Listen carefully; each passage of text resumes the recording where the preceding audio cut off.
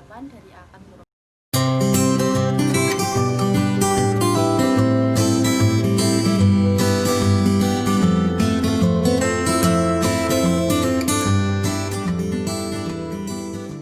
Sebelumnya saya akan memaparkan terlebih dahulu kasus yang akan saya ulas.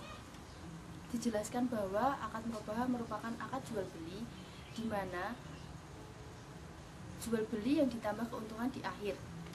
Dalam suatu kasus akad murabahah antara nasabah dan bank melakukan akad murabahah di mana nasabah membeli barang kepada bank dan dibayar dengan cara cicilan.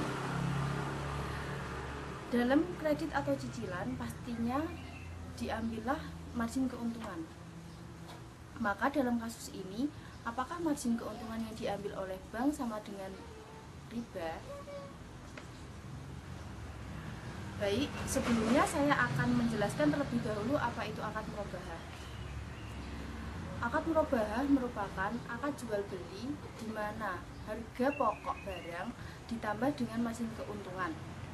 Atau dengan kata lain, harga jual yang telah disepakati di awal akad yang tidak boleh berubah harganya selama masa pembiayaan.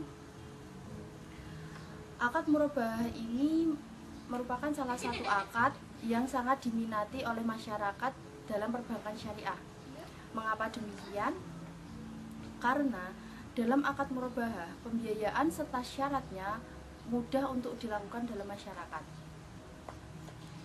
Di dalam akad murabahah ini, rukun yang ada pun sama dengan rukun jual beli pada umumnya, di mana ada penjual dan pembeli, adanya harga dan barang, serta adanya ijab dan qabul. Sekarang kita kembali kepada kasus yang tadi, di mana nasabah membeli barang kepada bank dengan cara kredit dan pihak bank mengambil keuntungan atas barang tersebut. Apakah keuntungan yang diambil oleh bank tadi termasuk riba? Jika menurut saya tidak, karena kita ketahui dulu riba adalah tambahan atas harta di mana tambahan tersebut akan membebankan nasabah atau yang menjalankan kredit. Kembali pada tadi, dalam rukun akad murabahah adanya ijab dan qabul. Dalam ijab dan qabul, nasabah dan bank akan menyepakati tempo berapa lama waktu yang diperlukan untuk nasabah membayar cicilannya serta disepakatinya margin keuntungan yang diambil oleh bank. Inilah yang menjadi alasan saya mengatakan bahwa margin keuntungan yang diambil oleh bank tidak merupakan riba seperti bunga-bunga yang diterapkan pada bank konvensional. Kita ketahui bahwa di dalam bank konvensional, kredit yang dilakukan jika ada pembayaran secara kredit, keuntungan yang diambil adalah melalui model bunga persentase, di mana kita tidak tahu nominal keuntungan yang didapatkan oleh bank, ataupun tidak bisa disepakati terlebih dahulu berapa nominal keuntungan yang diambil oleh bank. Misalkan saja Ibu Sonya membeli sepeda motor seharga 25 juta dengan cicilan, dan Ibu Sonya membayar kepada bank konvensional tersebut cicilan 1 bulan sekali sebesar 1 juta rupiah dalam 3 tahun. Setelah lunas, diperhitungkan harga sepeda motor tersebut menjadi 36 juta, dan itu sudah konsekuensi Ibu Sonya untuk membayar karena dia meminjam di bank konvensional yang tidak disepakati di awal. Berbeda dengan akad murabahah. Dalam akad murabahah, margin keuntungan yang didapatkan itu berbentuk nominal yang kita ketahui berapa nominalnya. Seperti contohnya Bapak Muhammad membeli mobil seharga 200 juta dan pihak bank menentukan keuntungan yang ingin dia dapatkan adalah 20 juta. Dengan kesepakatan itu, Bapak Muhammad bisa menanggapi tidak setuju ataupun ingin menambahi. Misalnya Bapak Muhammad ingin margin keuntungan yang didapatkan bank hanya 15 juta ataupun naik menjadi 30 juta. Itu bisa disepakati di awal sebelum ijab dan qabul dilaksanakan. Dengan kesepakatan kedua belah pihak inilah yang menjadikan akad murabahah Margin keuntungan yang diambil pada akad murabahah termasuk halal karena kedua belah pihak ridho akan margin keuntungan yang didapat oleh bank dan kedua belah pihak setuju. Dengan demikian, margin keuntungan yang didapat oleh bank tidak termasuk kepada riba. Demikian yang dapat saya sampaikan. Wassalamualaikum warahmatullahi wabarakatuh.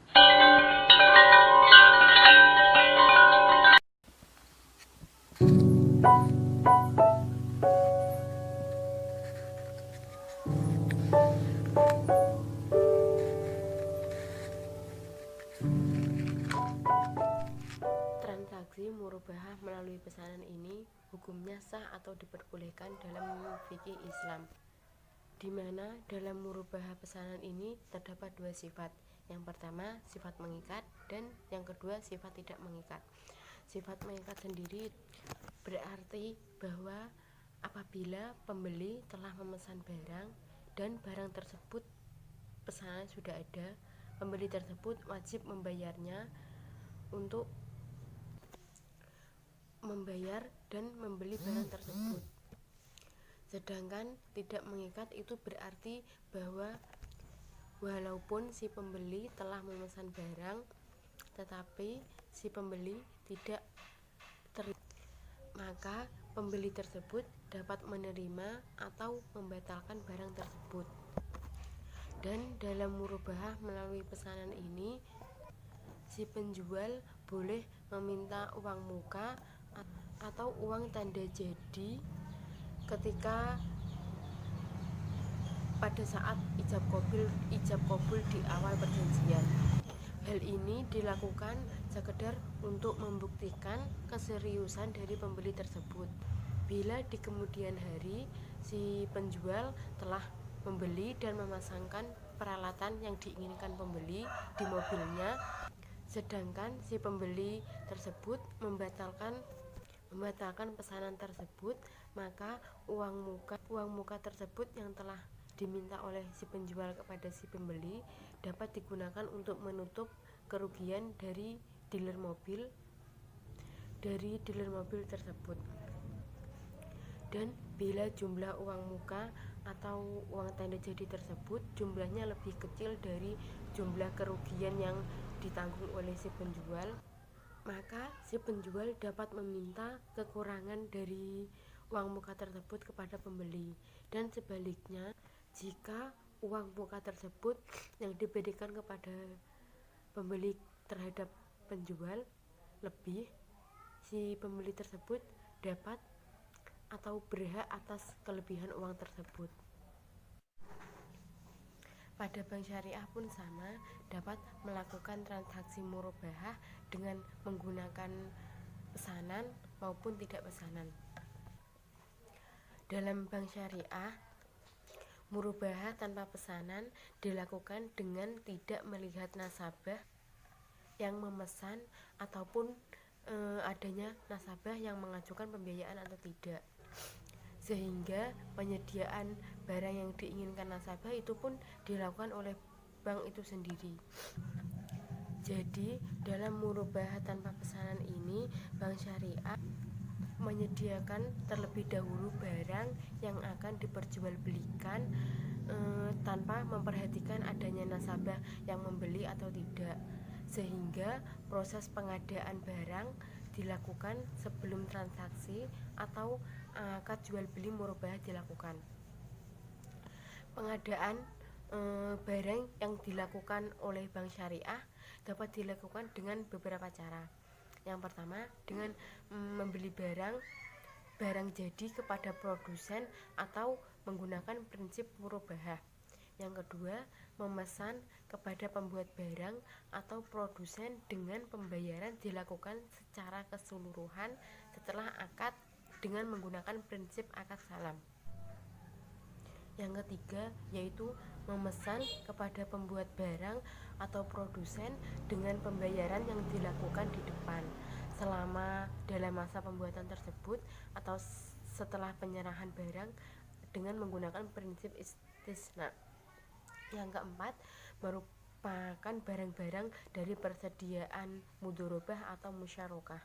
Sedangkan murabahah berdasarkan pesanan yang ada dalam bank syariah sistemnya pun sama, yaitu murabahah yang dilakukan setelah adanya pesanan dari pemesan atau nasabah yang mengajukan pembiayaan murabahah. Jadi, dalam murabahah berdasarkan pesanan pada bank syariah melakukan pengadaan barang dan melakukan transaksi jual beli setelah ada nasabah yang memesan atau meminta untuk dibelikan barang atau aset sesuai dengan apa yang diinginkan nasabah tersebut.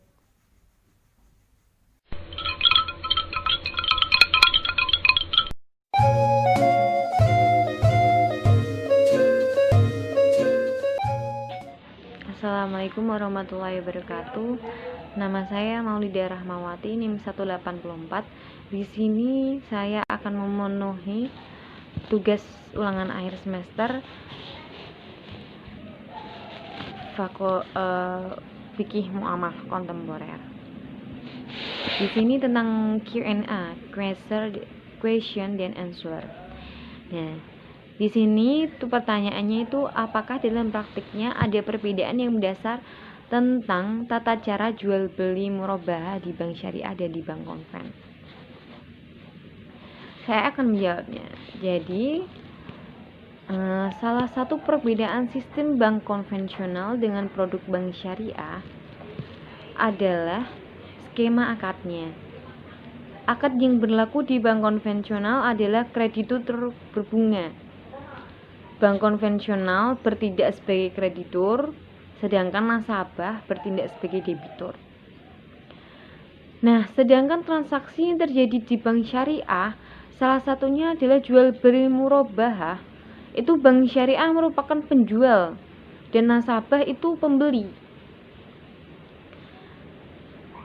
Dalam skema murabahah, keuntungannya juga yang didapatkan bank syariah itu margin atas transaksi jual dengan skema murabahah.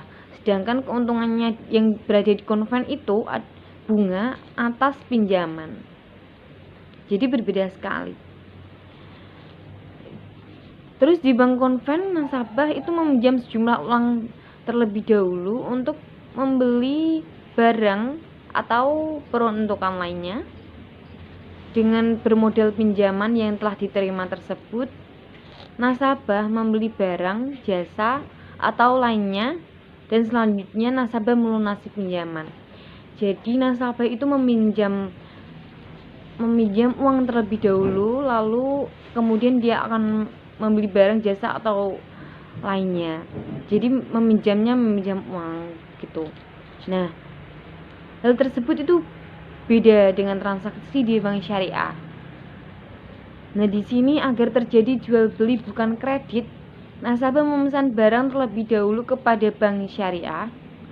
Jadi nasabah memesan dulu, terus berdasarkan pesanan tersebut, kemudian bank syariah membeli barang kepada supplier. Nah, setelah barang menjadi milik bank syariah, maka dilakukan transaksi jual beli dengan akad murabahah. Dan keuntungan atas jual beli murabahah tersebut adalah margin yang diperbolehkan dalam Islam, bukan bunga.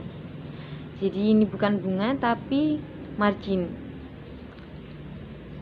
Secara detail, jual beli murabahah dilakukan 3 tahapan yang sudah saya terangkan di atas, yaitu yang pertama itu nasabah memesan barang kepada bank syariah terlebih dahulu, kemudian bank membeli pesanan nasabah kepada supplier setelah dimiliki oleh bank, lalu bank melakukan jual beli murabahah.